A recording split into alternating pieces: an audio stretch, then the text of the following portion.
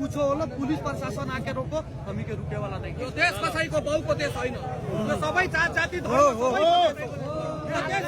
एक समुदायको देश होइन। यदि कसैले भन्छ यदि हिन्दू राष्ट्र नै चाहियो भने मुस्लिमसँग हिन्दू राष्ट्र लिने हो, मुस्लिमले रोकेछ हिन्दू राष्ट्रको लागि, मस्जिदमा गएर ढुङ्गा हानेर हिन्दू राष्ट्र हुने हो, कुरान जलाएर हिन्दू राष्ट्र हुने हो।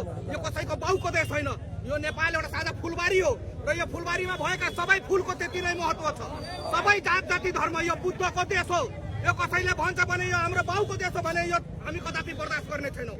सबै जात जाति धर्मको त्यति नै यो देशमाथि अधिकार छ, सबै नेपालीको त्यति नै अधिकार छ यो देशमाथि। धनुषामा भएको घटना एकदम निन्दनीय छ। यदि कसैलाई केही समस्या छ भने पुलिस प्रशासननिर गएर त्यसमाथि उजुरी दिने हो, त्यसरी कारवाही गराउने हो कि गएर मस्जिदमा ढुङ्गा हान्ने हो, कुरान जलाउने हो, अल्पसंख्यकलाई पिट्ने हो, काट्ने हो, मार्ने हो, गाली गर्ने हो, हिजाब बन्द गर्ने हो। यो सबै कुरा यो धार्मिक द्वन्द्व फैलाउने र सत्ताको राज, सत्ता भोग्नलाई भोगीहरू जुन जोगीको भेषमा बनेका छन् त्यस्ता व्यक्तिहरूले गर्दा यो सबै भएको। हामी कडा चेतावनी दिन चाहन्छौँ। यदि धनुषाको घटनामाथि कारवाही भएन भने हामी फेरि उठ्नेछौँ, हामी फेरि बन्द गर्नेछौँ र देशव्यापी आन्दोलन गर्नेछौँ। यही हामी चेतावनी दिँदैछौँ।